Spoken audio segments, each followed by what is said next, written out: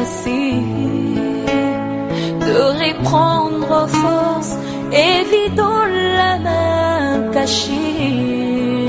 C'est possible de voir fleurir l'amour cassé et voir les blessures de nos cœurs séchés. C'est encore possible. C'est possible de retrouver la joie brisée, d'oublier la honte, les souffrances des droits lésés, vivre le plaisir d'un bonheur tant recherché et jouir des merveilles longtemps rêvées. C'est encore possible. C'est encore possible de tout refaire et de voir venir des beaux jours pleins de gloire, d'écrire une nouvelle page en couleur d'espoir. C'est possible de renaître, c'est encore possible d'avoir au-delà de tout ce qu'on a perdu, de bien faire la joie de ceux qu'on a aimés. Oui, c'est encore possible de reconstruire ce beau pays. Il y a de l'espoir pour réussir cette nation bénie. C'est encore possible, la grâce est disponible, et même quand c'est pénible, rien n'est impossible. Il y a de l'espoir pour ceux qui croient au nom de Jésus-Christ. C'est encore possible, la grâce est disponible, et même quand c'est pénible, rien n'est impossible. Il y a de l'espoir pour ceux qui croient au nom de Jésus-Christ, au nom de Jésus-Christ. Alléluia. Il est capable de tout. Merci bandeko banso bazolanda biso na tango yo na bingombolo oyo ezwa bilibanda pe na kati na mboka. Toza na surprise lisusu monene awa na kati na mikili na poto biro ya missionnaire Ngwanda za moko atumba invité biso awa na passage na ye na mikili na poto batata ma bandeko balbako ya ninga na kate aye lisusu. Ça fait aujourd'hui à peu près 4 ans 5 ans azalaki na mboka ya Grande-Bretagne, lelo awa na mboka Germanie, précisément na mboka Berlin. Toyoko kutana na ye na kati na hotel sikani ya zwami poto tuna mituna nyonso lelo tokotika ye sika moko te pamba te apesi biso pe ndikisa lobi botuno bokokai na parce que na ebite soki bomona nga lisusu. Alors tokolinga toyeba pourquoi seulement poni Berlin, Germanie, Berlin 1885 boyebi Congo ezalaki lokola gâteau awa na mboka oyo epona nini passage ya biso de Ngwanda za moko atumba na mboka Berlin. Est-ce que azongi na mboka oyo yaka formation bana yambo na 73 nyonso tokotuna ye bituna. Alors avant na tuna motuna liboso ndeko na ngai oyo tozali na ye oyo toyemba ngwawa oyo azali mokonzi na kati na parcours Messi Watupa Grégoire na kopesa ye maloba ya tuna motuna ya liboso ndeko Grégoire maloba mboka yo.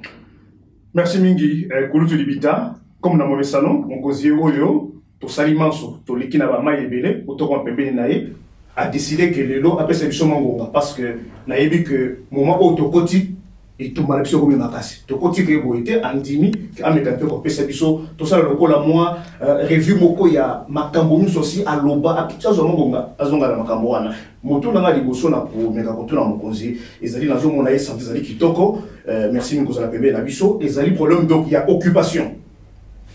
Est-ce que Ezali vue d'esprit ou bien Ezali invention Moko il y a honoré Ngwanda? Moussala au sali Yango Bande comme Soussou, c'est comme si Baza Koyo Kate.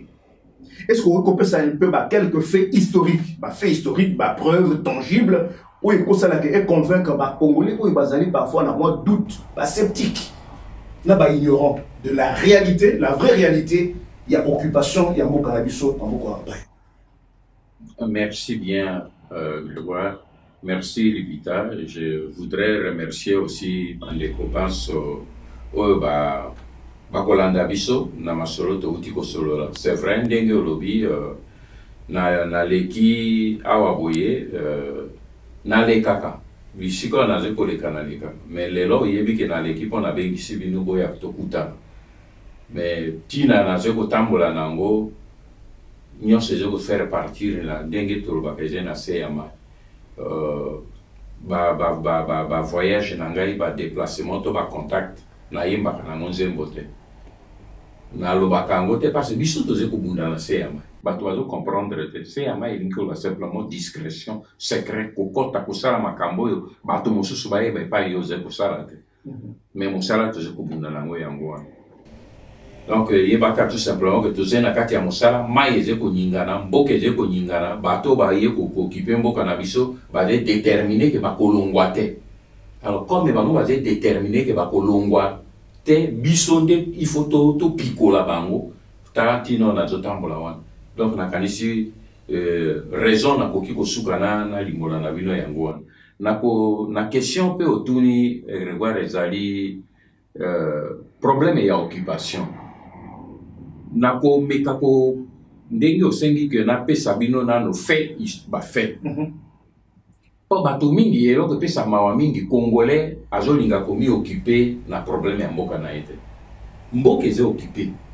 Mais okoloba kotala okoka politicien congolais moko azolinga koyebisa congolais te ke mboka eze occupé. Po bato banga koloba ke mboka eze occupé pourquoi? Parce que balobi mboka eze occupé ba congolais abi bongo bozo sala nini pembe na ba occupant. Au moniti na bazo boya langage ya occupation, c'est parce que était ko accuser bango. Mais ba fait zali bandona. Nakobanda d'abord na témoignage parce que au moni soko lobi est-ce que ezali vu de l'esprit? Non. Ngai honoré manda moto akoki ko lobelanga makambo ya occupation te na vivre ngai de na opesa bino d'abord témoignage o ya ngai moko. Pe na opesa bino ka série ya témoignage o ya ngai moko, ensuite témoignage ya ba occupant bango moko. Donc deux séries wana est déjà suffisant pour vous comprendre que moto ya koki koya kolobalelo te que le Congo n'est pas occupé ou bien azé idiot ou azé hypocrite ou azanga mayel. Na le 19 octobre 1996 na mboka na biso Uvira et joie qui premier coup de feu na 5h 4h du matin na 5h Uvira et pays. Le 19 octobre 1996, 1996, on a Congolais, Français, Belge. Mboka et Peyaki. Balobera ki bino nyo surtout que radio na bango et yebisi mokili mobimba ke ezali ba révolte ya ba Congolais, ba Zaïrois, ba Nyamulenge. Bato ba mi révolté. 10 jours après, 11 jours, le 30 du même mois d'octobre, Laurent Désiré Kabila qui est na radio RFI. Ah, ngai Moutounazali, plutôt chef ya coalition, ya ba opposant, na président Mobutu, na Kati Avdel, na jo conduit rébellion, poto kende ko benga na Mobutu. À partir de là, na ibisi na président Mobutu nabi awa, pour na uteko kabwana na Lausanne parce que le 19 wana tant ba attaquer ngai na président Nazaki kotala ya uteko bima l'hôpital na opération na Lausanne. À l'époque vous allez conseiller spécial à chef de l'État. A uteko bima na Lausanne. Donc na yebisi na lobi ngai na tiki on a quitté na mboka parce que makambo yeye bitumbo yeye et uti na Uganda pe uti na nini na Rwanda. La veille na utaki ko sa des rapports. Soko tangi yango na livre oyo.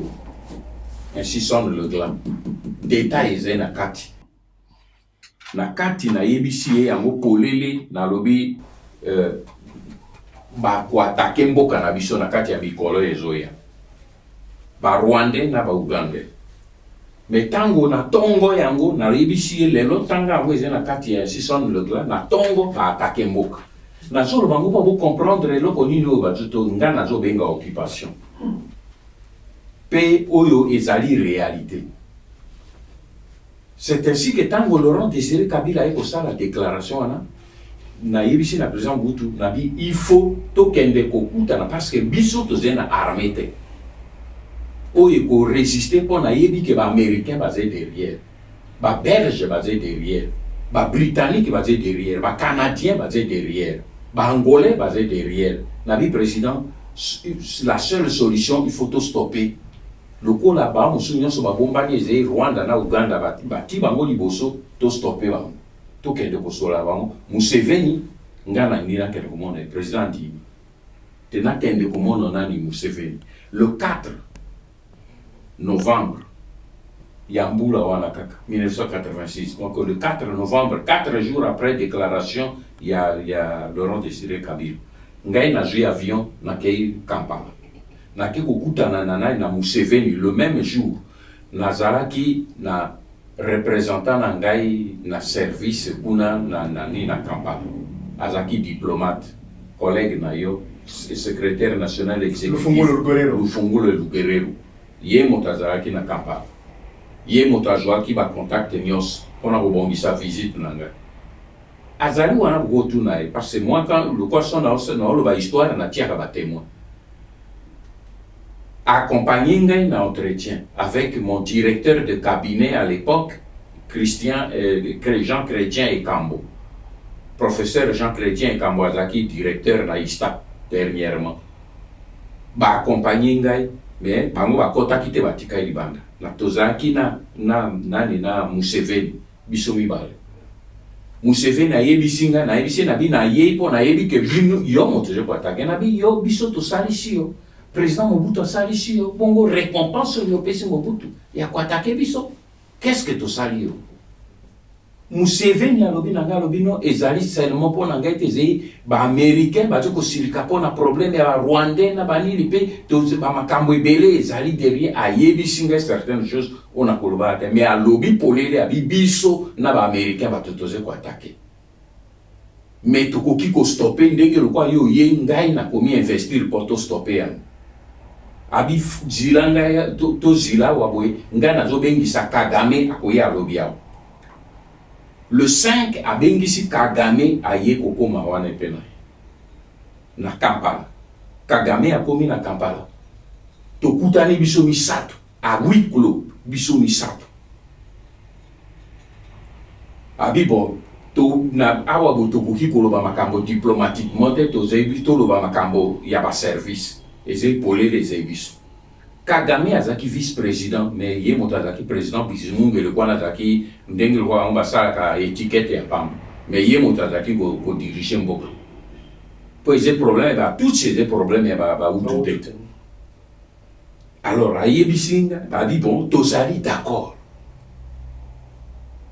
To stopper mais Kagame abi ngai na zeno ya ngamwa ba condition Uganda pa zeno ya ba condition pour condition il y a auto yenango to pesi yo document oyo proposition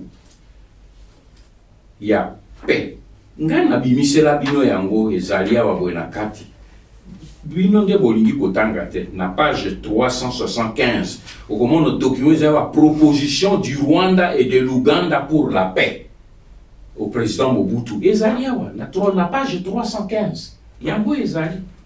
Mais bien donc dans le livre il y a Honoré Ngwanda ainsi sont les clans et si sont les clans proposition il y a Rwanda na Uganda et date yango yozomono le 4 novembre 1996 au bango va remettre un document pour na ya kopesa na président Mobutu pour que ceux qui m'ont dit quoi attaquer te va kopesa proposition de paix non jamais. Bango mibale bato apesi ngai proposition de paix pour le président Mobutu. Et ça dit reconnaissance, il y a acte donc il y a agression. Ouais. Na yé na ba document wana na kei na zongi na yango na pesi na président na ta on a ebisi na président Mobutu. Azaki toujours na parce que c'est moi qui faisais tout le travail parce que le pauvre il était au lit. Naïbisi na bibo président alobi na ngabi kende maintenant komona nani ngai na zeko kita na Kinshasa mais kende dans l'autre temps komona ambassadeur ya Union européenne ezaka ambassadeur ya Pays-Bas ye motazaka quoi parce que Pays-Bas motazaki ko assurer présidence rotative ya Union européenne na eleko wana na pesi document. Après, le président Mobutu Tango Komi, ye na yelo. Toke, comment le président Mobutu, to discuter, n'a pas de problème, mais nani arrêter ma proposition de paix, surtout pour que to discuter na Rwandais, na Ougandais, pour na quoi appliquer ba stopper ni. Tout nangai mutunani proposition oyoboye nani. Ambassadeur ya Union européenne ya Pays-Bas tala mukanda komela kanga na tieli bino ezawa c'est écrit na Honoré Ngwanda conseiller spécial de chef de l'État nyo César mukanda en anglais bozena ngwana botanga anglais bino anglophone et tous les détails sont là ou à Jepolobaker nini toto nini synthèse a komelinga ipote na pesa na président Mobutu a sali synthèse et entretien au bazouaki na président Mobutu avec Ayelo avec nini avec Kengo avec Kamanda qui est nini qui était ministre des Affaires étrangères en ce moment document ezali sur proposition il y a Rwanda na Union européenne a discuté de proposition il y a Rwanda na Uganda donc bango ba yebaki que ba agresseur était ni Banyamulenge ni Laurent Désiré Kabila mezalaki ni Rwanda na Uganda document ezali première preuve où il y a témoignage yangai personnellement deuxième témoignage où yangai personnellement na bango. Parce que tout d'abord, Motonani a boyaki. Pourquoi le document est Istanbul qui Motaboya qui est mon premier ministre Kengo. Bien que tout le monde. Boyebi pourquoi Boyango? Parce que c'est important que nous fassions la parenthèse. Parce qu'il faut que maintenant, les Congolais aient la vérité. Kengo, impose, Américain, impose qui est premier ministre avant la guerre. Imposer dans Mobutu. Mobutu Moutatu a nommé Kengo premier va imposer. Pourquoi pas aller à Zétouti? Pourquoi pas parce qu'un plan américain va fonctionner toujours comme ça? Même état dans la communauté internationale, ils ont toujours deux fers au feu. Et les Koyobayi, ça la semblant. Naba Kagame, Naba Museveni, Kendima, ça la proposition de paix et tout cela comme cela, binobomi dégagé, yebi ke basé na agent na bango, na tête ya gouvernement, yé monta ko bloqué du dedans. Donc bango basé propre. Au moment donné va fonctionner. Na bango basé propre. Donc moto ya bloqué qui situation wana ezaki kengo donné. Un tout. Deuxième élément, on a peu ça bino. Na sina répéter ngwingi ya mona boza bref na wana. En Afrique du Sud.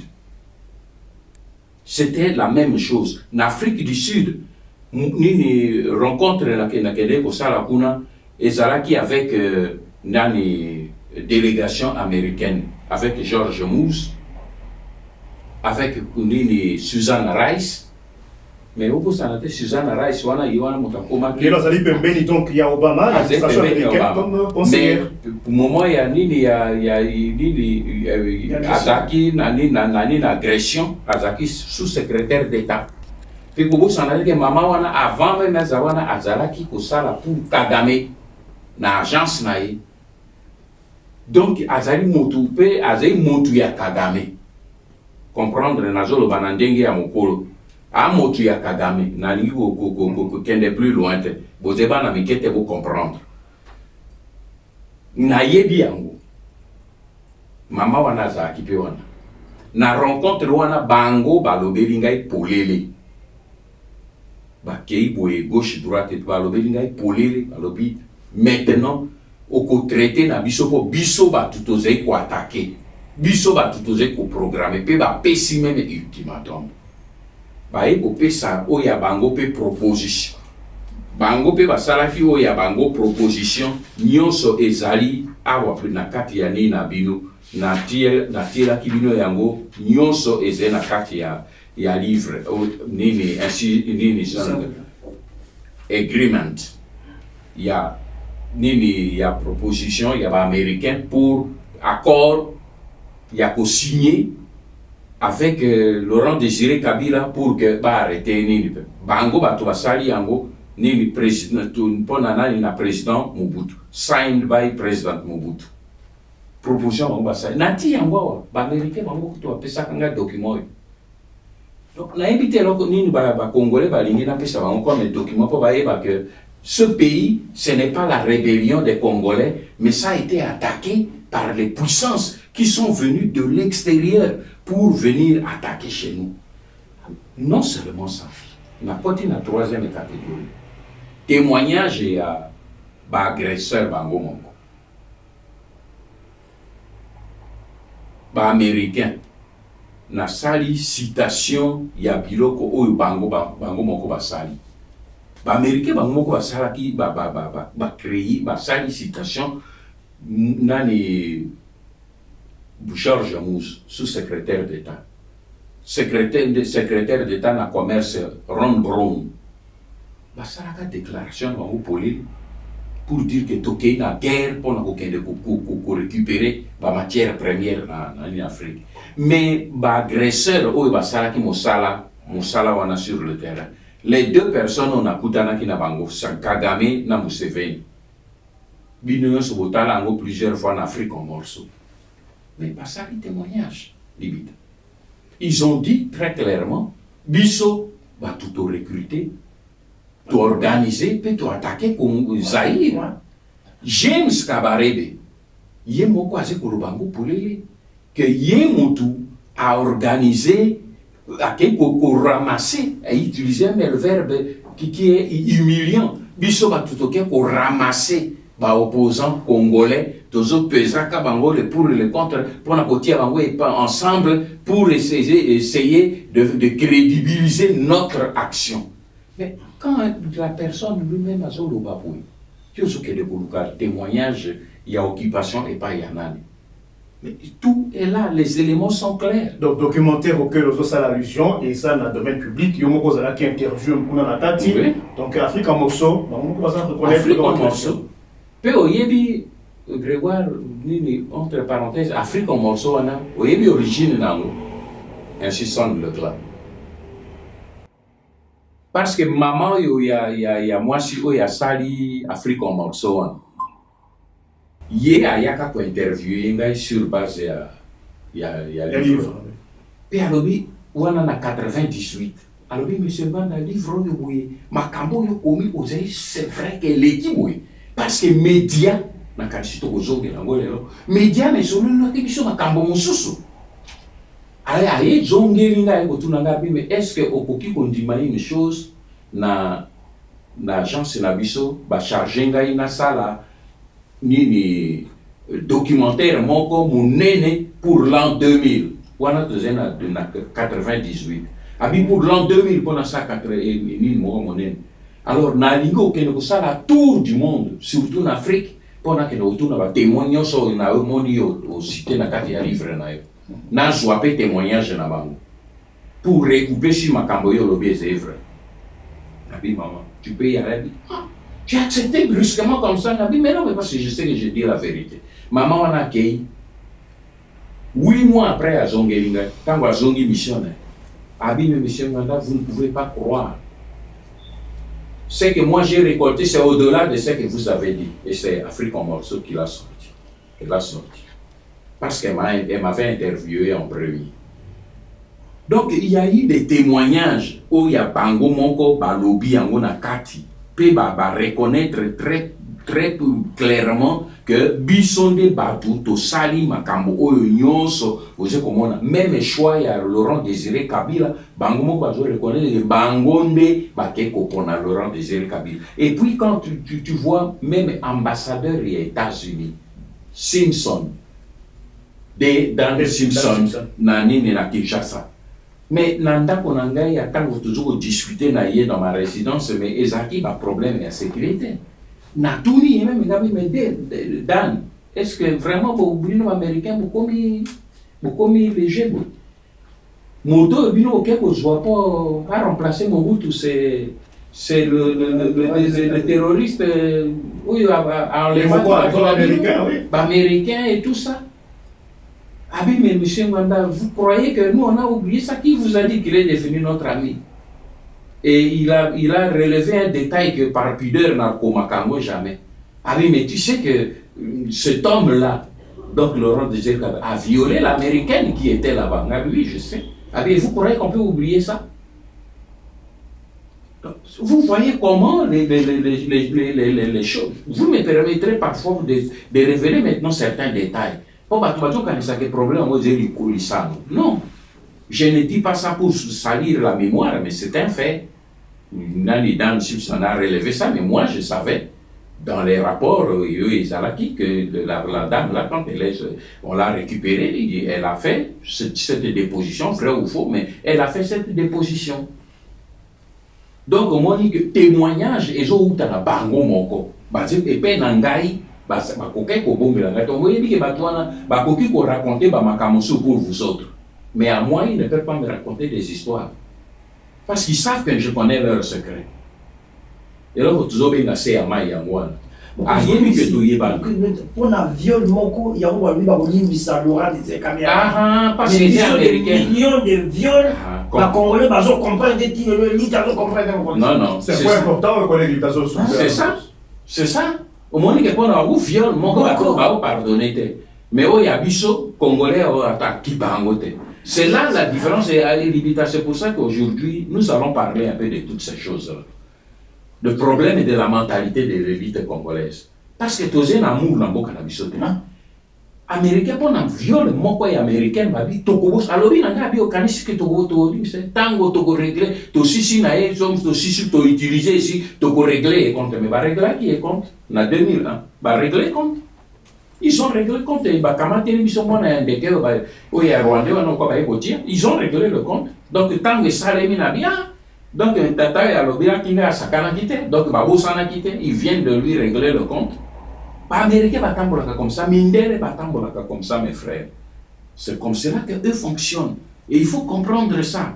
Parce que Bazali na logique na bango.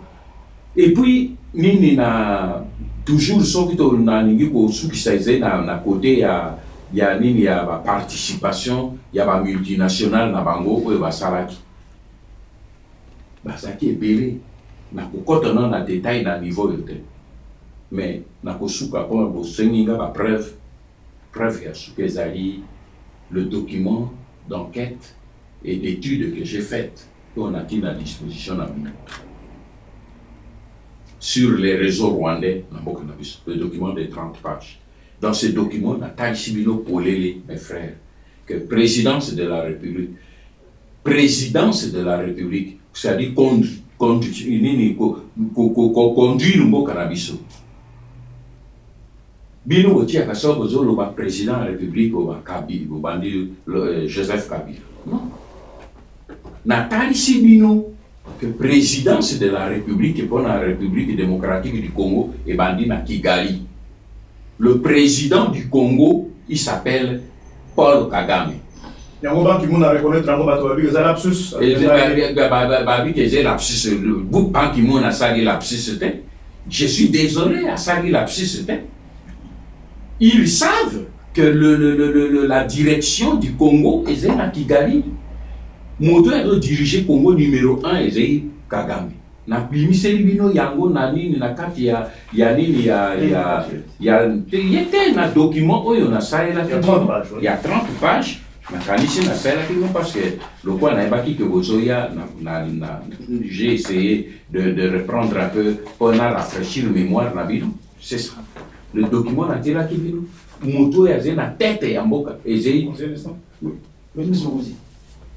caméra famo na biloko zomsamba congolais bomona lisusu mosala monene oyo missionnaire bandaza moko atu bazosala bino bato bozosenga ba preuve bino bozo ba mboka eza na démocratie botala Pesoki, Ngana za expliquer ce qu'il y a là. Na tête ezali Paul Kagame. Après James Kabarebe, numéro 2. James Kabarebe, yo mona wapi, ministre de la défense d'un pays voisin. Mais afin d'aka tout le temps, presque 2-3 fois par semaine à Kinshasa, Nabutu. Pays Mikolo, vous voyez quoi, ils sont qui situation comme dur, après na ba valise nyonso, afandi, azoko convoquer Kourouberwa, azoko convoquer Kabila, Kanambe, de Kingakati, akoye esika ya zali, esika fanda kwa pembeni ya Ruberwa, alongwaka pembeni parce que esika base na bango, o esika basoda na bango ya ba commando pour na protéger ye, tango ya kabazali wana, aziko sala ba réunion et tout. Si manaye seulement nde nase oye kozwa Kabila. Et puis alors tout le reste le quoi qui dit Nathalie ici que nini primature premier ministre tozene le loi Matata Ponyo azali rwandais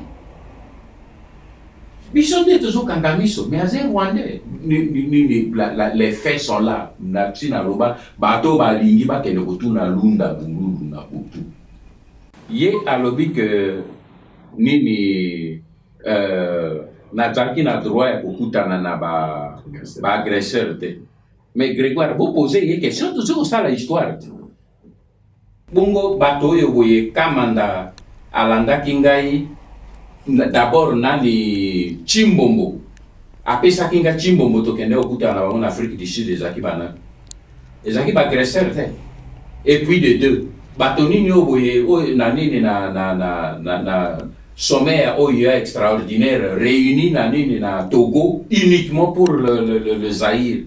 Donc il y a une négociation avec qui? Donc il y a un agresseur. Alors que moment où il y a un qui que régler le problème, basara qui n'a no kaka na Bukavu, bakamata qui n'a no Gomate. Et les koya ye kotika ke atatinda Chimbombo aya kolanda poto bandana nani kamanda aya poto kene en Afrique du Sud pour le même dialogue il a bloqué pendant des mois pour ayer ko banda ko dimango simplement après pendant des mois je bloqué tant ba keiti ba komi ba kamati kisanga nini Lubumbashi sikoya ye kotiko fungola nzela et c'était pas avec les agresseurs. Mobutu akutanaki na bateau ya Utenika avec qui? Ce sont des mensonges. Kengo savait très bien que le pays n'avait pas d'armée. Kengo a yebiyango. Mais problème est ezali po ba américain ba prometa qui est au ko aider biso to bengana Mobutu to kotia yo. Même promesse va pesa ki na Tshisekedi bango bazaki koyeba te yango na nalobaka na bino ke basala ka politique sans renseignement te bakengo basala ka politique sans renseignement batala kaka ba lobby mais moi j'ai fait du renseignement et les ko bango bazo pesa ba promesse ngana ebaki mais ya yebaki te que promesse bazako pesa ki na Tshisekedi ni l'un ni l'autre ba pesa ki Tshisekedi a démobilisé qui a armé na Babylone surtout pourquoi pour que nini pouvoir de Mobutu ekwe yakenda avec l'idée que bakoti aye mais ya eba kite ke bango basi basa au moni yo to uti kotala siko témoignage ya Kagame na Museveni au moni ke ba américain bazaki ko négocier na bango batu mususu bakengo na ba Tshisekedi bazaki c'est un problème au biso ba congolais nazo lo bango pas pour attiser le débat non mes frères nazo bango pona bino parce que on essaie l'équipe to changer histoire te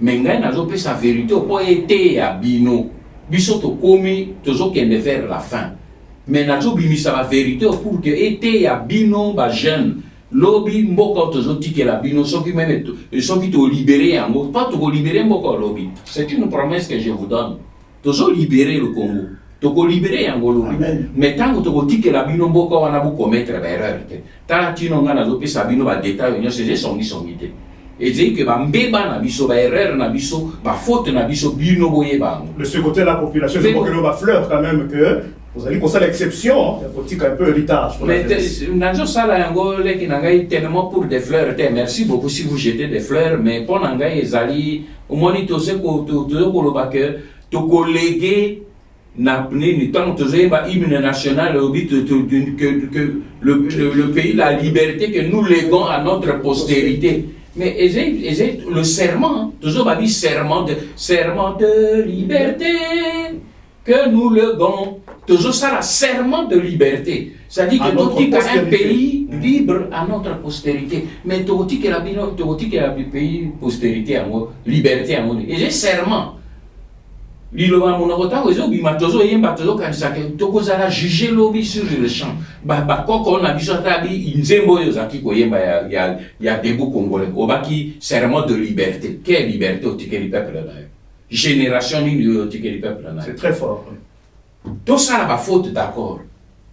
Mais to yeba ke toze ko sala ba serment de liberté. Pour quel ngoya zene congolais tata na ye azai polonais. Juif polonais, maman na ye azaïr Tutsi. Il y a un problème, il y a serment de la République démocratique du Congo, tu dois comprendre yango. Ils ont xénophobie, tu as des problèmes de conscience. Il y a un ye congolais. Bison de tola ici et là-bas congolais. Mais il ni Congo et Koufa disparaître dans la carte, ça ne lui dit rien. Parce que ce n'est pas terre naïe en Guana, aïe pas ni terre naïe zali. Voilà le problème que j'ai moi dans zone que ils à la armée, ils à la primature, ils à la sénat, ils à la service de sécurité. Nyon se commune na maboko ya papa. Voilà pourquoi dans zone que au moins les batouana va appauvrir même les Congolais. Alors au benga ngoni occupation de obenga ngoni démocratie. Ou bien en absence de démocratie, pour qu'il ne vous soit autre chose. Donc quand moi je parle de l'occupation, pour vous permettre peut-être une moitié en Congo, vous soyez en abino, mais c'est important que l'occupation et l'invention et honorer une mandaté, réalité. Merci. Merci ministre, je crois que Zali moment donc il faut changer de cap donc Nazali à mon côté, Kouloutu Libita, Nazali juste à nos côtés, à mes capés qu'on soit relève, tout continuer les lots, mon conseiller Nazali à Bisso et c'est bizarre comme on a eu. Kouloutu Libita la question alors. Merci de tout parler le Zamokolomone n'est pas battu. Le bi Ezaki les 4 juin, Ezaki Mokolomone, il y a pas le coup et Salamaki. Alors le lot du chance les 5, tout coup à Namokonzi face à face les tous alliés vraiment Nzambe à Zolo Congo. Même Mokonzi Nalandi motuna ya ndeko na biso Watupa atuna motuna likolo pourquoi seulement Berlin pour na nini Berlin oye kakawa vous en souvenir ya 1885 to boni mais motuna lango na tous les alliés bato bazolo ba mingi pour na nini misonore asali kaka armée mbala moko te pour to kenda liboso to bengala bato ba vai na mboka ye kokoma koloba kokoma bazo reprocher yo pour nous aucun abac sur tes cas comme l'oba ou comment malheureusement kayo mission nous on va dans un mois tout oui l'écrivain soki otali ndenge na oti kolobela bino agression au République démocratique du Congo tozui agression au Zaïre azui c'est vrai ba yena mandoki et tout ça bakoti bitumbe bundaki même était bakoti bazimbo comme on dit que bitumbe bundaki te bonani parce que armée zaïroise a bundaki même était armée zaïroise a bundaki même était bonani pour ba intoxikaki donc bitumba oyo to situation crise to zenango agression to subir agression ya liboso ezaki ya domaine ya communication mensonge. Nous avons un deuxième livre, Stratégie du chaos et du mensonge. Nous avons faire comprendre bino et nous avons commis la situation de commis nango. Ba kamati bateau ba yeko kwatake mboka ba présenter bino bango, ba agresseur ba présenter bino ba ba libérateur. Ba koti pe na mboka bo beteli bango ni vivre les libérateurs alors que bateau ba yeko boma bino bango. Petit les loyo bozo continuer son azoba beau et zebinomi balete nazo pour le peuple congolais a continué à cause de la médiocrité de la classe politique de Zenango bazo continuer ko mitika na maboko ya ba agresseur problème o ba attaquer nango mboka ezali problème moko monene ezali ba la to liboso parce qu'il faut voyer ba une chose ba congolais mingi basé pour vivre kaka na mentalité ya coup d'état c'est-à-dire que nini un groupe ya bato moto moko na ba soda na abima kuna ya beti mbata akamati pouvoir ami installé abandi ko dicter ba loi na etalati na dictature et je sala ka ba succession ba dictature na mboka na biso non et loko honoré nganda zo luka yango wanate ngana zo luka succession ya dictature que na ya pouvoir que na luka na sala ka nambe coup d'état na kitane non pour au moins na système on a outil côté Kanambe est la quatrième position au Kenya Kolongola et bon problème est résolu non ils tout le système. C'est pour ça qu'il faut d'abord côté la population. Parce qu'il faut. Il y a des problèmes, il y a coup d'état, il y a des problèmes, il y a révolution, il y a soulèvement populaire. Et un peuple, qui n'a pas retenir le vérité. Grégoire, n'a limite. Peuple, libérer un peuple. On ne libère pas un peuple. Pour retenir, parce que on n'aurait pas libéré le peuple congolais, non. On ne libère pas un peuple. Un peuple se libère lui-même. C'est le peuple qui se libère. Ceux qui ont libéré le peuple, à cause n'a jamais libéré, à cause on avait l'esclavage. Parce que le problème de libération est un amour-tout. Il faut que la mentalité change. Un peuple qui doit être libéré, il faut que Azala informer, 1, conscientiser, 2, 3, mobiliser. Ce qui Azali informé, à cause de la conscience, c'était que Azali occupé. Ce qui a dit conscience, c'était à côté de l'élémentaire. Nous sommes mis ça lié. Il faut Azala informer, conscientiser et mobiliser. Il y a un monde dans le collège, il y a une information. Vous comprenez le mot qui n'a SNE, information. Et c'est un cœur. Il y a un monde, au monde, est-ce que vous remarquez une chose? Il n'y a rien à une parenthèse. Pas bien vous comprendre, depuis 9 ans, j'ai quitté ma famille. J'ai quitté tout le monde. Na koti na CMA baba ndiko seka baseka mais bino oyebi terme wana iloko ndiko je me suis séparé de tout le monde na koti dans la clandestinité mais depuis na zena quand il y a clandestinité membre moko ya comité national à monina ngate ko banda na vice-président tinase est-ce que membre moko ya comité national à monanga moko te monina ba membre ya SN ya comité national exécutif mon côté à mon anga mais bino vous mon nazo ya babi vous comprendre parce qu'ils est important pour nanga ils communication bino vous na cœur ya système o yanga mais ba de bébé mon tout na babi pour na nika biso bon ba na besoin ba tout no mituna na ba réseaux sociaux ba médias ezali banda on a déjà ba di pe ba ça ba Grégoire na limita pour la garde de gouverneur na limita de nous na kata poto na katiao to benga tami ba pe ba tout na on konsi de voilà oyebi leki dangai le problème est fait là ba congolais ezai que motuna moto alingi ko yeba musana ete yo yebi mosala to lingo la kisa moto yo avec expert na mosala wana la kisa e mosala ngai oyebi ke ngai na organiser ki communazaki ko organiser communication ya président Mobutu ngai moto na ko organiser comme conseiller spécial na ki responsable de la communication ya président Mobutu ya côté ngai communication te ngai moko na ba étude na ngai pe na sali ba étude ya hautes études en communication sociale donc mutako ya kote ya makambo ya communication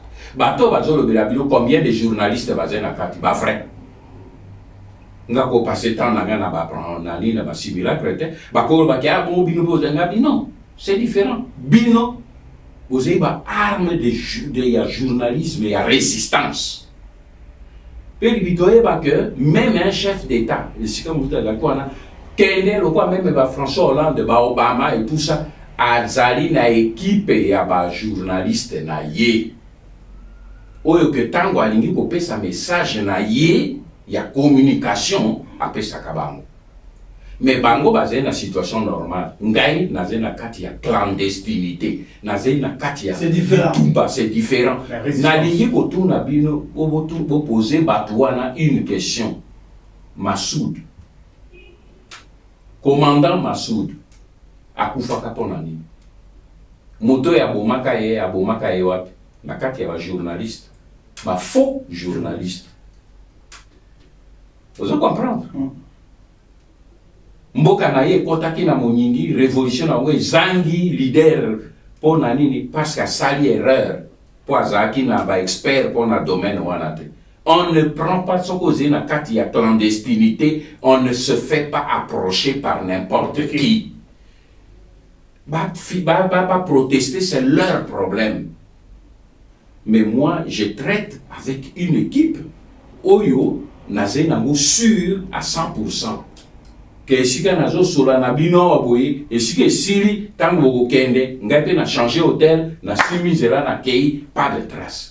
Pe na kufanda wana te que vers nga ya mai loko ekwela ki Grégoire tout à l'heure ici nati vers nga ya mai fandi wana zo mela à l'aise. Pourquoi? Parce que j'ai confiance na fandi nota mais ba journaliste mo soko ya micro ya zo tendre yo yebi pa euti et loko asali na micro wana oyebi yango na okende ko tionzo to na ngana kende ko ti moi je connais ba technique oyebi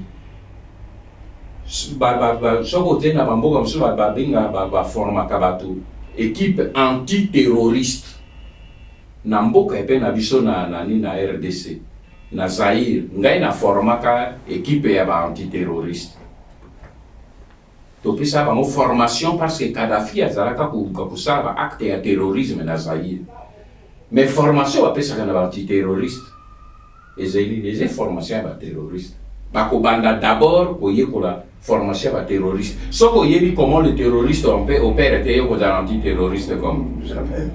Ngai na yebi comment les autres opèrent. Donc koya koyebi sangaite. Ngai na yebi comment les Rwandais opèrent. Ba Rwandais ba sisi ba opposant na bango nyon surtout. Ba il faut ba Congolais ba yeba que na jo yebi ça na opesa simplement information. Bato bazo lukangai, ce n'est pas les Congolais. Ce sont des Rwandais, des Ougandais. Pe basé na ba ramification ya ba allié na bango libanda on a botanga awate. Donc je sais comment je me protège. Donc côté wana na kangi vite parenthèse parce que j'ai eloko ya ko umela na ngote mais seulement je veux simplement oyeba que na domaine wana on ne joue pas, et c'est pour cette raison que dans le domaine où il faut parler, il faut savoir parler. Sokotali nini leader nyonso où il va conduire dans la libération. Leader nyonso va conduire dans la libération. De Gaulle. Oyebi surnom ni bapesa ki De Gaulle. Opposant à De Gaulle. Ben dengue le quoi bateau basé ko mi opposé puis ko rendre ridicule et tout monde na bino tena ba sala ki De Gaulle même jour et comme on va penser que général De Gaulle autant la mon archive général micro ba jo benga De Gaulle général micro. Ah bon? Ah oui, général micro pour ici kazaki ko parler à partir de ya Londres la BBC. Ah, il y a général micro. Il fait que parler à partir de Londres. Il fait que parler. Mais c'est parce qu'il a parlé que les Français se sont réveillés. C'est parce qu'il a commencé à leur dire ne suivez pas ce que Pétain, pas Français, Balanda qui Pétain, Goulou, pour Pétain, Azaki, héros et Français pour la Première Guerre mondiale. Atikaki héros et français de Gaulle abi non azalaki héros na période de la guerre mondiale mais oh yo a commis traître tango abadi kubeta tata ya zende to kumisaki ende a commis azaki bien liboso a commis de boy na bien la Bible va mieux vaut la fin d'une chose que son commencement. Nani de Gaulle babengaki Martin Luther King. Qu'est-ce qu'il a fait? Il a parlé à Have a Dream. Il a commencé à parler, à communiquer, à Have a Dream, à communiquer vision. Le dream, c'est la vision politique. J'ai vu ce peuple, nous serons libres. J'ai vu ce peuple debout, j'ai vu ce peuple. Et les autres se sont levés et dit, ah, c'est vrai, vous avez entendu Martin Luther King, mais on peut être debout. Arrêtez de baisser la tête, relever la tête. La parole, la puissance de la parole. Vous savez, vous avez témoigné mon conseil, tout ça dans le domaine le peuple, c'est le peuple.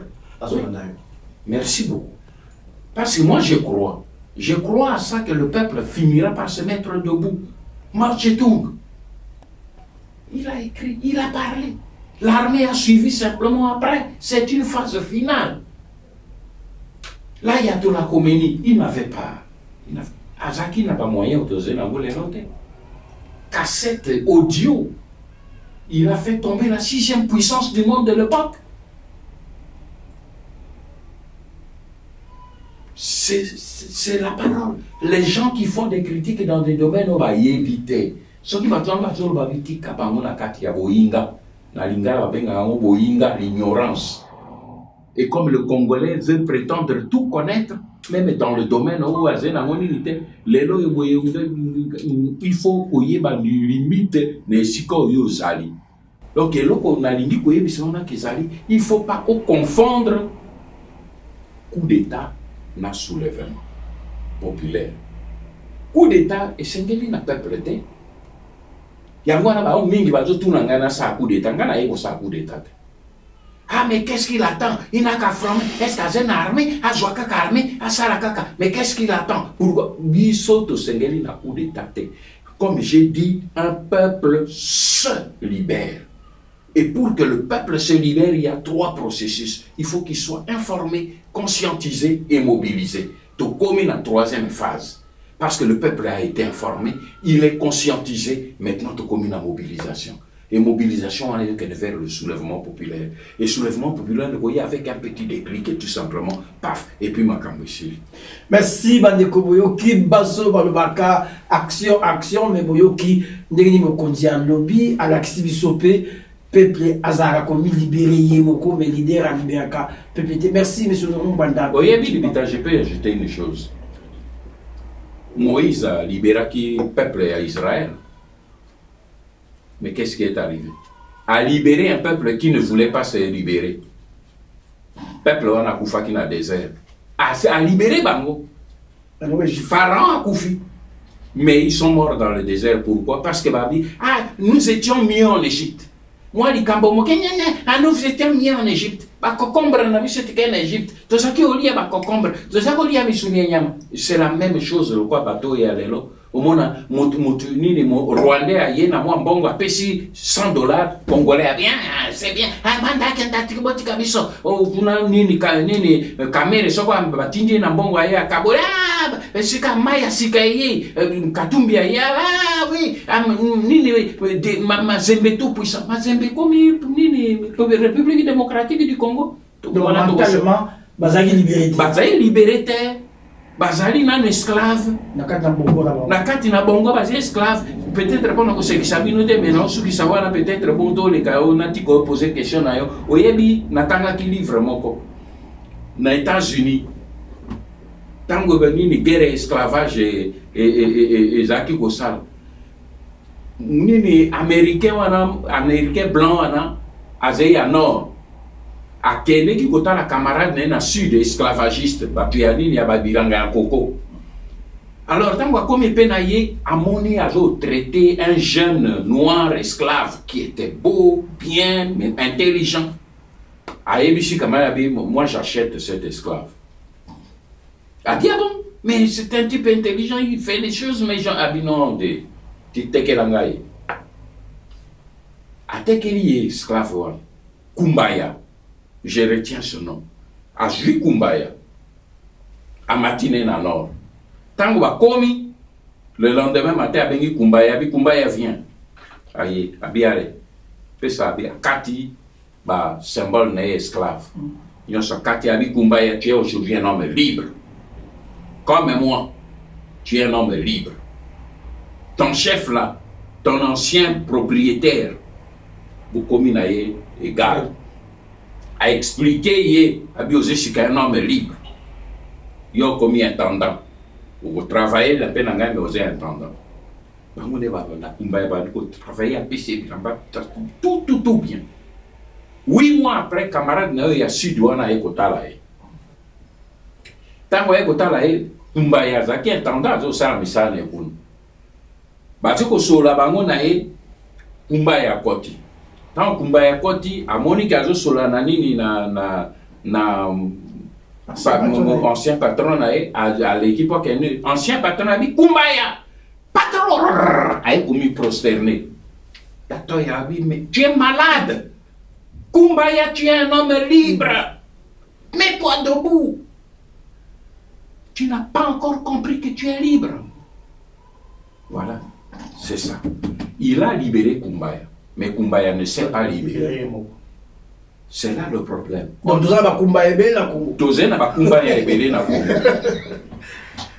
On ne peut pas les libérer tant qu'ils ne se sont pas libérés mentalement. Tant qu'ils ne comprennent pas qu'ils sont dans ces pays occupés.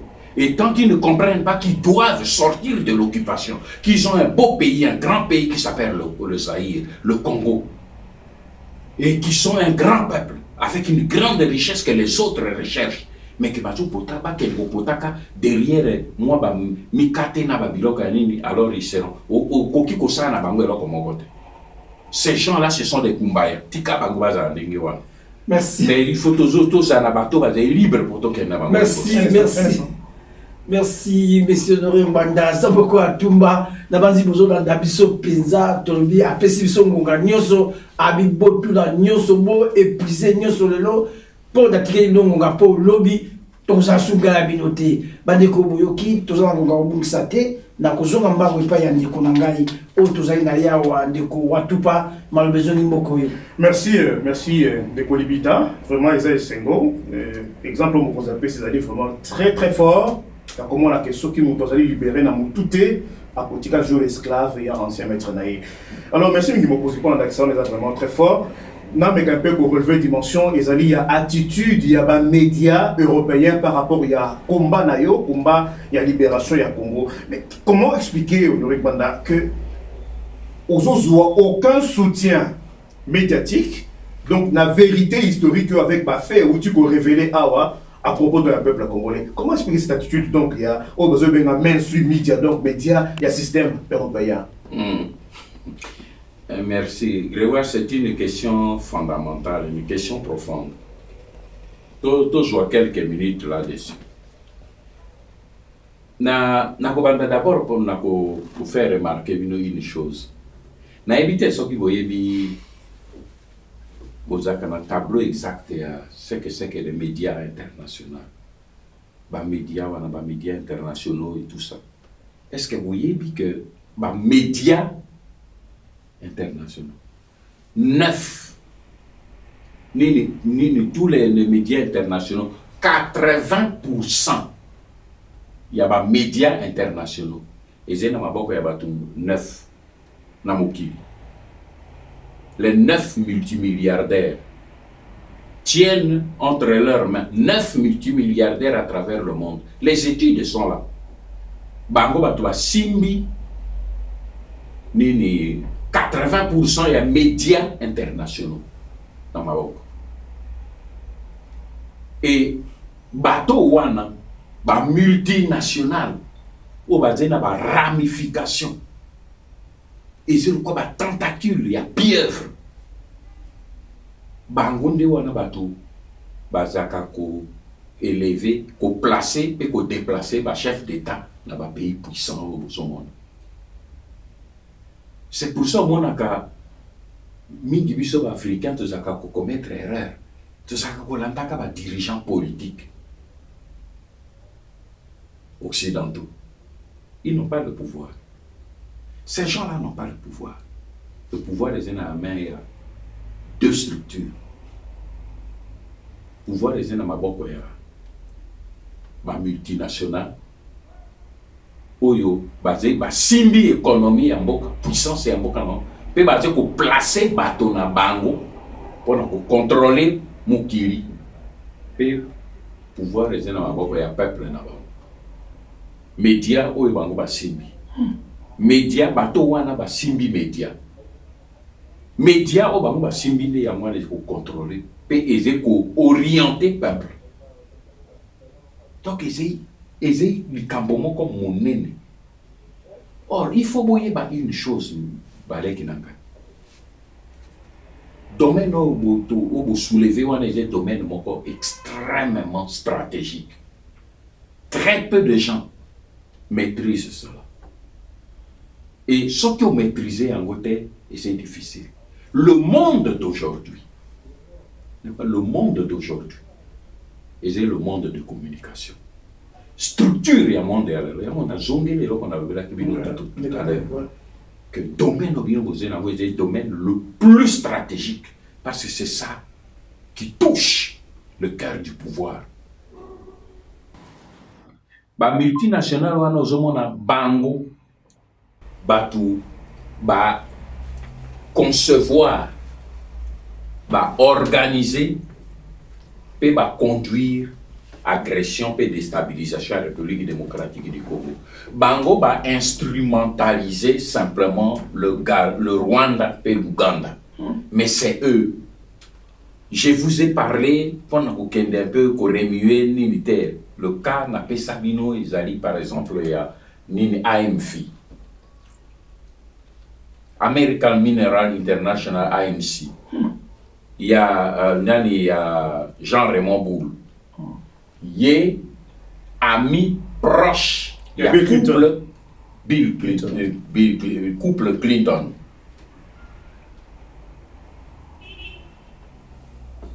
Nini équipe wana société wana babinga rango lelo échanger comme Adastra. Mais Adastra wana ezali en même temps membre du Conseil économique de l'Afrique.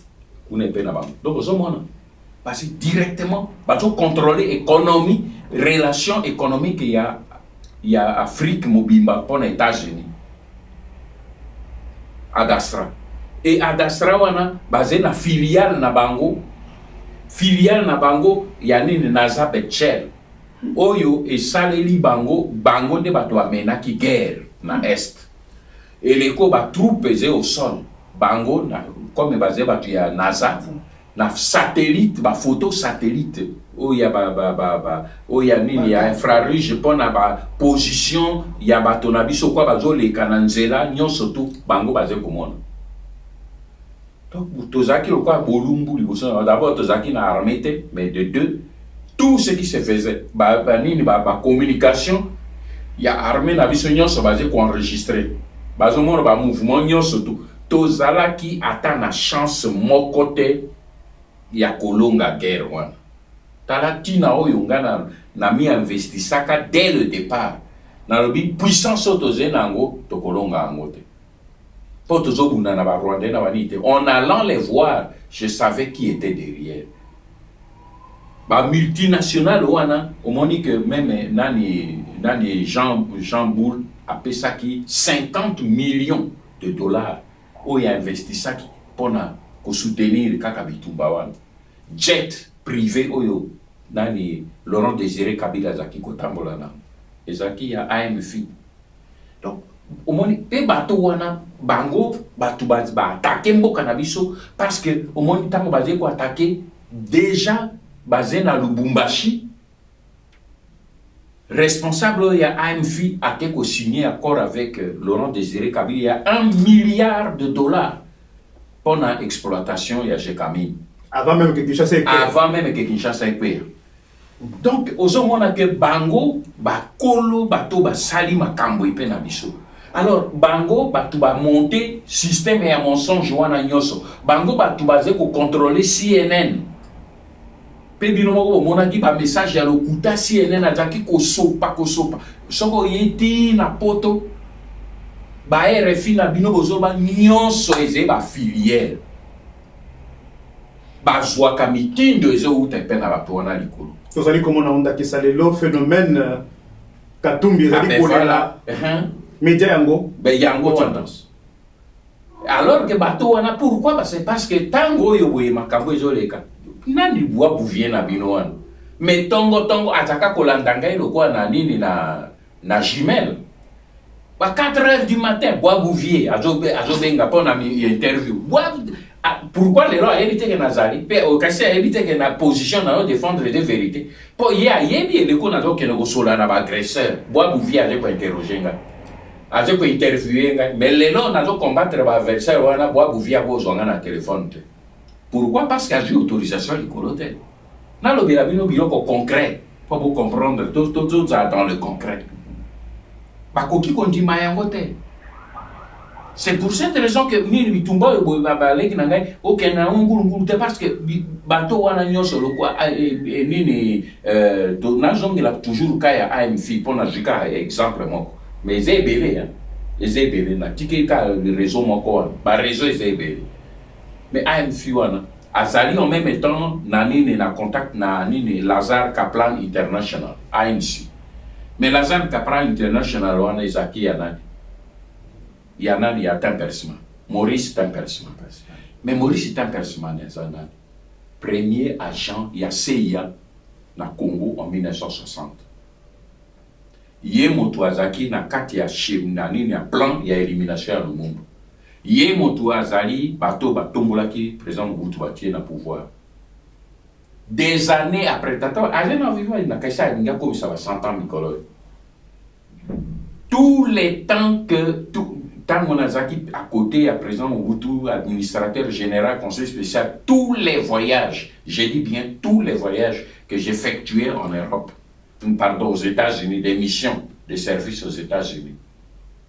Nazaki na message et à présent Mobutu pour na Maurice Saint-Perceman et vice versa. Et Nazao zonga na message naï pour na présent Mobutu. Mais bato on souba que non yo ebanité comment yo ebana bato la bio papa mo ebana bato na po bango bazo ba nangana zena tina oyebi nini basala ka publicité soko zena ngo besoin est-ce que moni soleil a sala ka publicité na motunya so yebi soleil na lobité que ngaze soleil ça dit que moto yo yebana que non sa publicité tinani ngana sa publicité ba pesa ngani ba contact ngana joana on a bandi mon salo nini la carrière politique en avait 7 ans 27 ans. Je ne suis pas arrêté un seul mois. Je suis dedans. Donc, ça va plus loin pour obtenir. Moi, je ne me bats pour mon pays. Là, c'est pour vous dire simplement que les lois, t'es personne n'a pas de nazar. Mais à yebi que Moutouana a fait ce soir. Nabisote. Voilà pourquoi, pour répondre à la question, il faut qu'il y ait un problème. Bah, médias. Bon, kakabo, médias libres maintenant, arrêtez. Il y a moi, na saïd bino, avec Mbego Tokoma qui livre un média mensonge. Liberté de presse, liberté. Pour nous, liberté de presse, indépendance, non, c'est de la foutaise. Wana ba yebi ça comprend bino, pas pour moi. Pas à moi. Ils ne viendront pas les chanter à moi. Non. Donc il faut comprendre une chose, ngai na koki ko compter li ko na bangote o yangai presse bino. Mais le travail aussi tout ça, t'as la chemin de parcourir. C'est la méthode et la méthodologie. Tous na ba moyen pour contourner, peut toujours contourner bango. Maintenant bazo mona que va comme déborder. Ta ba ozila biso ba monto bimi kuna. Bazo zila to monto bimi kuna. Peut toujours que na bango to comme pepe un objectif. Lobby, merci Mingi, merci Biano Kito Kamokosi. Nous très rapidement, tu as autant de rations qu'il y a entretien, n'a pas ça loba et pas collègue Nanga, Claude Libita, Zamaloba. Merci Grégoire Watupa Opesanga, Malbelsousou. Mais je dirais que Nagina tout na siko, tout na l'école à classe politique congolaise. Et maintenant on est au salon dans ma commune, les minés no le benabiso. Puis bah fait historique minés les minés no et les canamo canabiso. Mais la classe politique congolaise, tika yo be na diagnostic il y a malonga te sima na communauté internationale likamuke ba décider likamuke classe politique et très obewana eza nini missionnaire on va les avoir Rivita na ibisaka yo ba moko na kashi ezake na yo. Alors tout là na ibisaka que il y a un auteur, un écrivain qui a provoqué le choc. Moi toujours l'information qui provoque la conscience, qui a provoqué le choc intellectuel dans ma vie. C'est Mabika Kalanda. Et livre Nezaki sur l'aliénation mentale. Problème, oui, oui. Base de la décolonisation mentale. L'aliénation. Les alliés poison mon indépendant africain. C'est ça qui fait que beaucoup d'Africains, basés pour souffrir, ils ont retrouvé dans leur comportement et surtout particulièrement dans la classe politique et puis dans le syndrome du larbin. Je vais expliquer bien un peu ce que ça veut dire.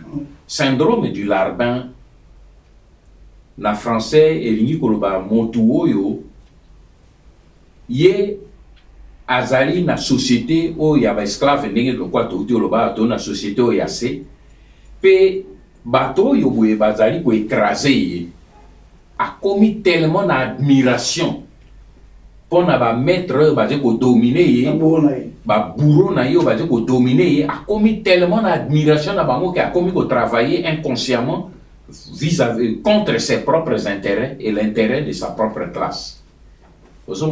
Et c'est ça qu'on trouve chez les Congolais. Depuis l'indépendance, Congolais a dit plus, comme on n'a pas Congolais, n'a yébité. Et pourtant, au moni, au kokyo linga mobutu to linga été, mais il y a des faits que cet homme a posés. Au motumoka koki ko diété. Dans la période de Mobutu, les premiers pilotes DC-10 étaient des aéros. Même avant les Belges. Ils ont décollé dans DC-10, ils ont piloté DC-10 avant les Belges. Ils ont piloté à Mirage. Ils médecin. Ils brillant juriste. Ils ont que le monde a coquille pour régner. Ils Marcel Liaou. Nani a coquille pour régner niveau yaye.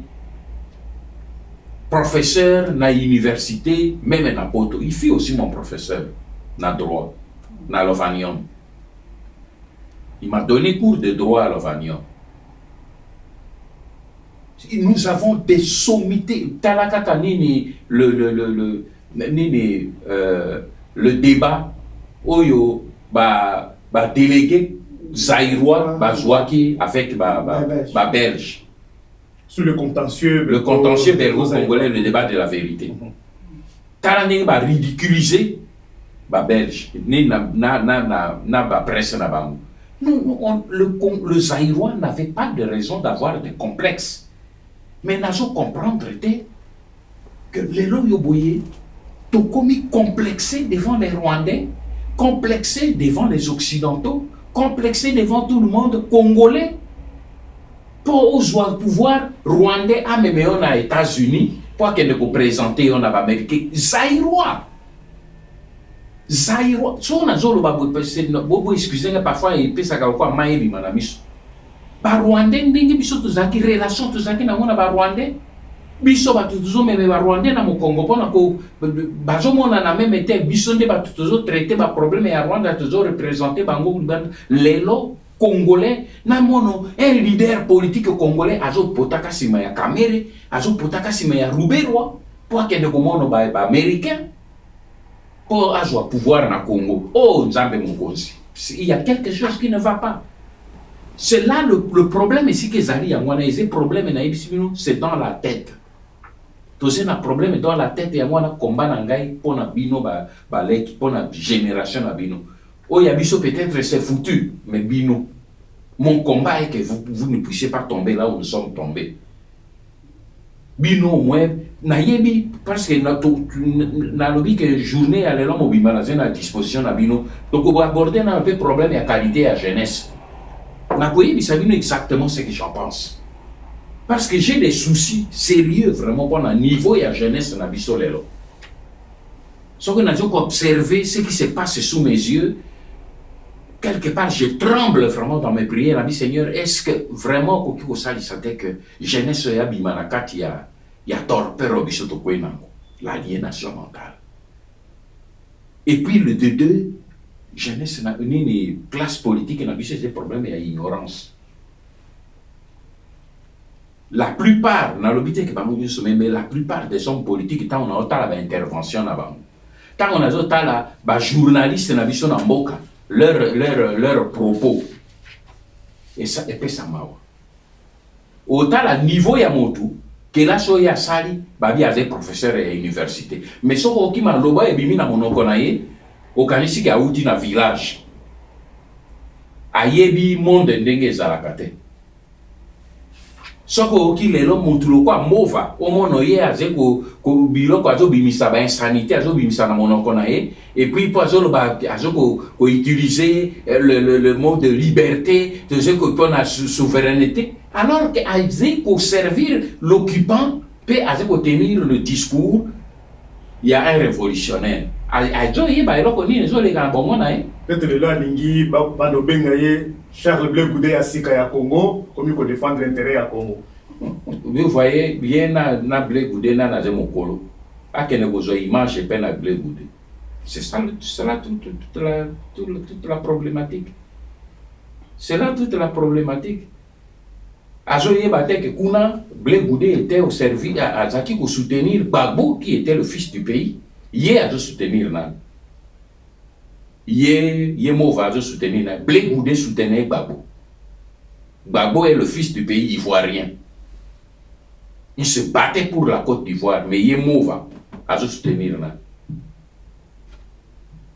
Moto a de soutenir. Est-ce que Mova yé abungi qui il est? Mova yé qui il est? Le problème de la classe politique congolaise, c'est ça. C'est le ventre.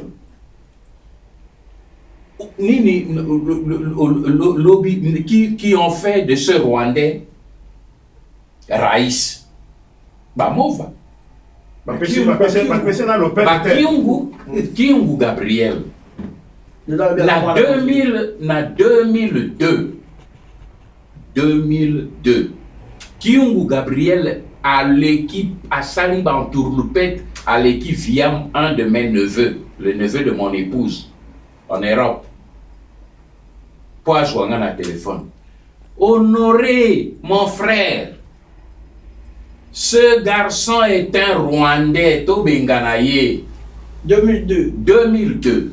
Nalbi Gabriel.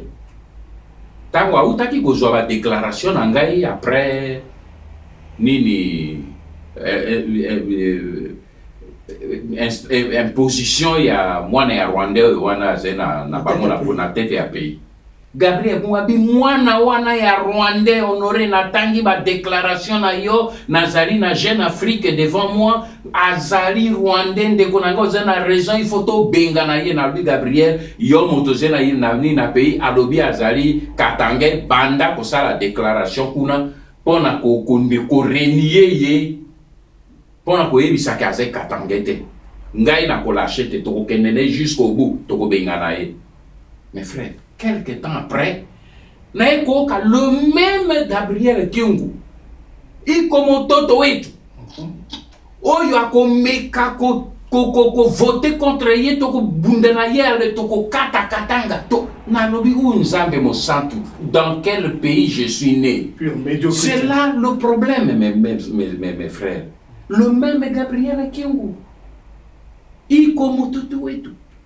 Mais le là wangani albi azam tout. Et les là ya zongi le sous albi non azali moi na kata alors maintenant ton dimanini yomo c'est la même chose au kozo ka mosusu tozo kene na dialogue c'est madame attends le dialogue c'est madame le dialogue c'est madame mais peuple à l'andani entre nous peuple à l'andani maintenant le peuple va comprendre quoi dans tout ça les roses et namnini au lobby a le lobby c'est rouge, le lobby c'est noir, le lobby c'est bleu. Mais le peuple a probablement, mais alors finalement c'est quelle couleur? C'est le même objet aux autres, ils c'est rouge, jaune et bleu. Mais finalement, ils sont en fait de compte des couleurs mine. Toujours conduire tout cela, pourquoi la médiocrité, l'absence d'idéal politique. Et c'est un niveau spirituel, tout c'est un idéal politique, c'est égoïsme et l'équignoso. Il y a sa place dans la cupidité. Le Congolais ne vit que selon le positionnement. Il y a un dit simplement pour répondre à ma question, donc, non, c'est le point le plus pénible. Je ne veux pas. Moi, je suis meilleur que les autres. Non, le problème n'est pas là. Le problème est que, dans le niveau de Zenango, ce que Sali Mabe,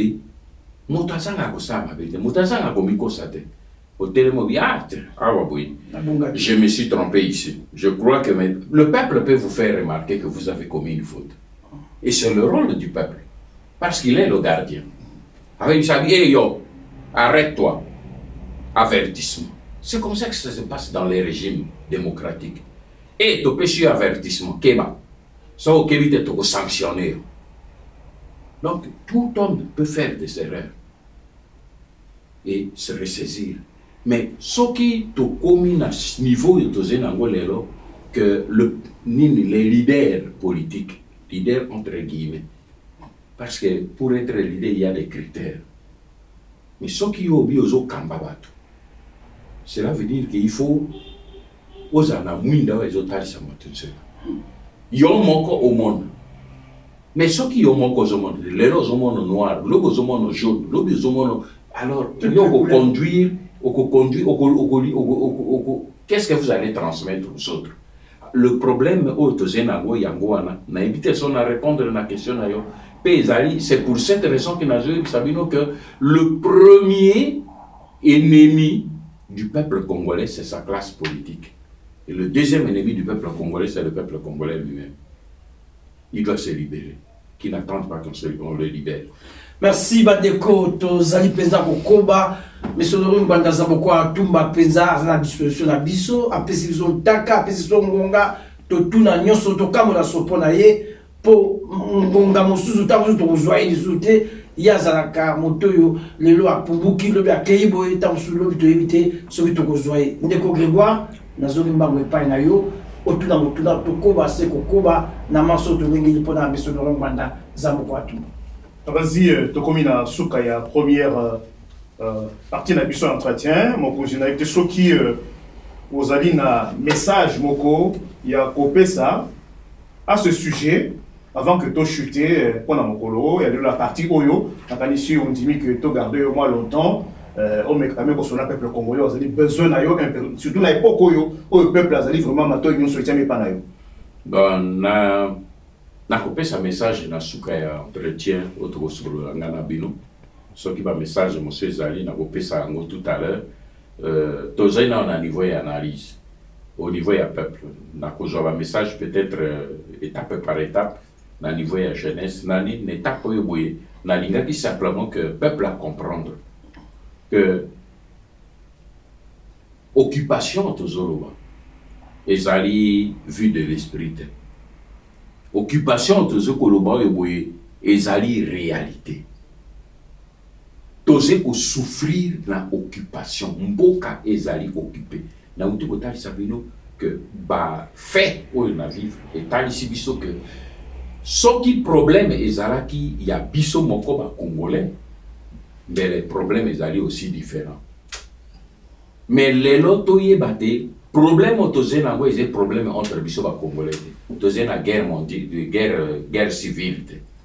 Mais ba paya ndenge na uti kotalisa ba Rwandais, ba Ougandais avec ba puissance occidentale derrière, avec ba multinationale derrière, ba ye koluka kozwa mabele ya mboka na biso.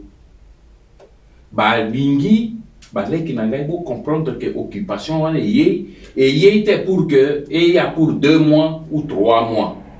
Et là comme ça on a lingi que ba toye ba ngwana ba ye pour un temps ba ye pona biso en tant que République démocratique du Congo toli moi na carte.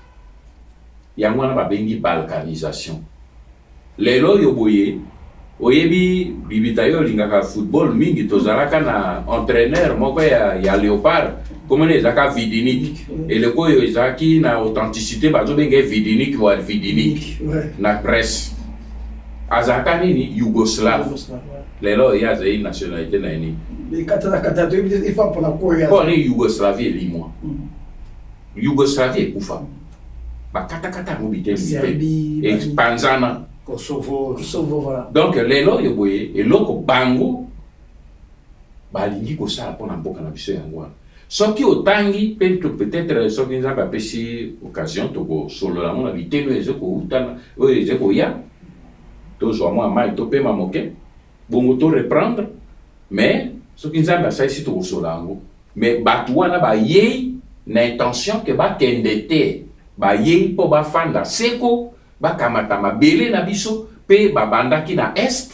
lokola bamoni ke biso moko tozali kidiba lelo eboye baye bakauti ti na bakongo bakei ti na Lubumbashi bakei ti na Kasumbalesa bakei ti Kananga bakabati mboka mobimba bakoti na Équateur bakei sika ti mpo na Équateur ekoti na suka awa Équateur azalaki etape ya suka ti bapanzani maintenant Congo mobimba na lisala epai oyo baboti ngai nini Rwandais base ya Rwandais ke kofanda na ancienne prison ya Angenga batondani kuna donc basé ko occuper que mokolo ba congolais ba koluka basa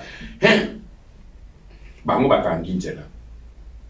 C'est pour cette raison que biso il n'est pas encore trop tard pour bloquer situation et ce qui n'a mis sacrifié et c'est pas un bon côté même boya kakoye bisangai sika boye bisangai ah vraiment ba finga boye ba fingi boye tout ça na bi baleki tika bango ba finga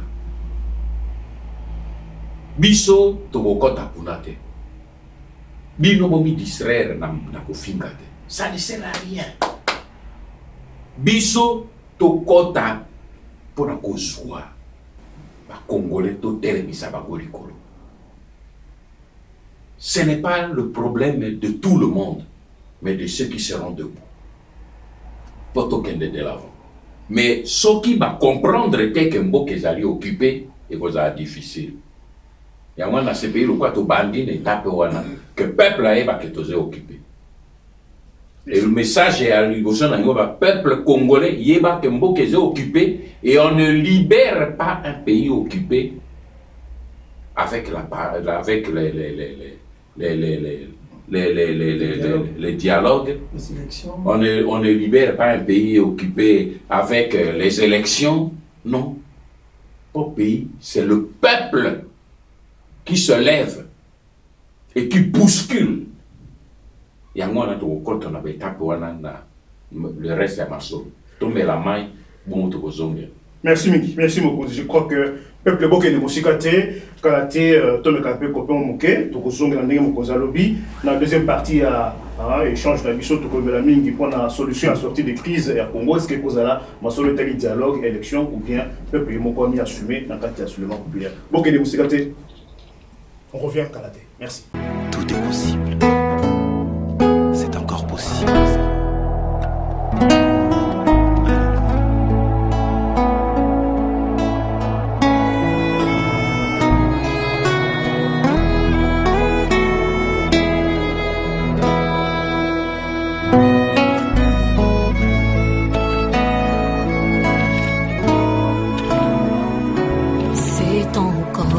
Possible de vivre la gloire passée, de reprendre force, évidons la main cachée.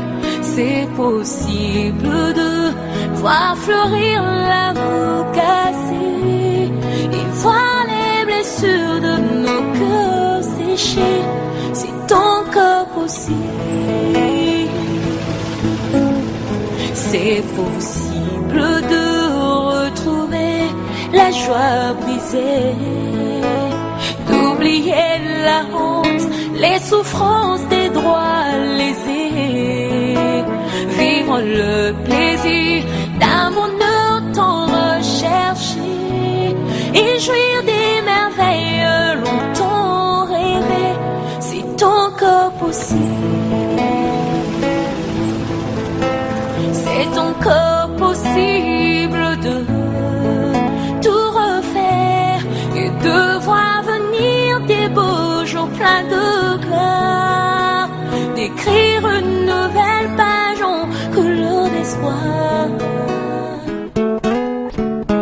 C'est possible de renaître, c'est encore possible d'avoir au-delà de tout ce qu'on a perdu, de bien faire la joie de ceux qu'on a aimés.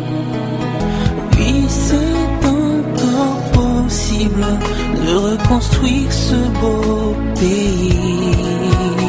Il y a de l'espoir pour réussir Cette nation bénie, c'est encore possible. la grâce est disponible, Et même quand c'est pénible, rien n'est impossible. il y a de l'espoir pour ceux qui croient au nom de Jésus-Christ. C'est encore possible, La grâce est disponible, et même quand c'est pénible, rien n'est impossible. il y a de l'espoir pour ceux qui croient au nom de Jésus-Christ. Au nom de Jésus-Christ. Alléluia. Il est capable de tout. Rien n'est impossible à Dieu.